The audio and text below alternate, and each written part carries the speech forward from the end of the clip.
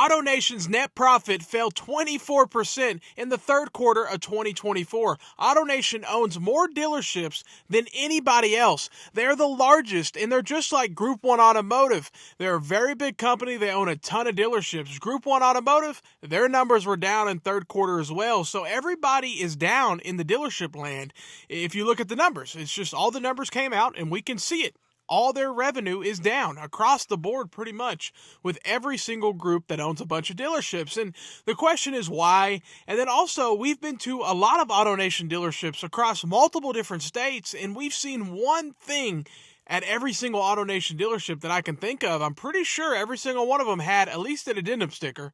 And then we went to one that had over a $10,000 market adjustment. And this was just last month, October of 2024.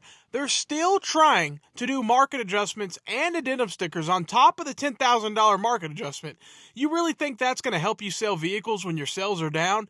No, that is not going to help you sell vehicles. So it's almost laughable that they're still trying to do that. You know, it was a whole thing, 2 years, 3 years ago. But even then, it was only the scummy dealerships that did it. But it's hilarious that they're still trying to do it in October and there's probably November of 2024. They're still trying to do market adjustments, and they have inventory. It's almost hilarious. It's like, what are you?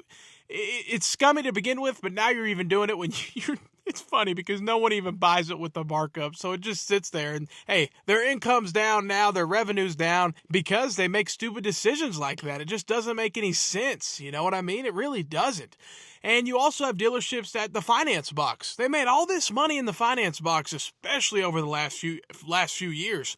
But think about this. The rates are high now, and a lot of finance people, how do they make their money? Obviously selling warranties and stuff like that, but a lot of them make it the easy way by lying to you by saying you got approved at 9%, even though you actually got approved at 6% or 5%. That's why you always want to do if you are going to finance a vehicle, and none of this is financial advice, but go ahead and go get pre-approved. Go look out there and see what kind of rates you can get approved for, because the dealership, they're going to raise that rate. They get you approved at 5. They're going to say they got you approved at 9, 10, 11. And believe it or not, I had a used car manager who was against this practice. He said, I don't like this shit at all. This is BS and I'm done with it. He actually, he's out of the car business now, but a lot of dealers do this, and it's really a scummy way to make money. But I do know a dealership that does it, and they let the customer know. They say, we have I think they do a 2% on every time. They say, we charge an extra 2% buy rate because against the buy rate because we got your financing done, which I still think's stupid. But hey, I will give them props. At least they're being upfront with the customer. If you're going to do that, tell the customer your rate's higher. Actually, by the way, you can get it lower if you go do it yourself. It's just stupid that customers continue to buy it. So they're losing less money because rates are already high. They can't raise them much more. So they're losing people in the finance box. They're not making as much money. Finance advisors are, oh man, I have them all over Facebook. They're leaving left and right. They're going back to the sales floor, back this. Oh, I'm new people in finance. They're trying to make it. They can't make it more than a couple months because they can't keep it. They got to keep a certain revenue per customer, over 2,500 generally speaking, and they can't keep their copies up. They're way down right now because people are done buying these stupid warranties and they're done paying 11% for an auto loan. And that's considered good? What? 11%? Are you crazy? So it's just common sense. And I'm glad some people are starting to get some common sense when it comes to these vehicles. And it's obviously customers are not being as stupid as they were in the past with paying these markups and all this kind of stuff. A lot of people are starting to become educated, knowing that they have the power of negotiation. Like I always like to say, the dealership wants to sell the car much more than you want to buy the car. That's just a fact. There's no question about it. That salesman wants to sell it way more than you want to buy it. So know that, walk away, wait for the call back. You have the power no matter where you're at. And don't let them take advantage in their finance box and try to sell you all this overpriced BS.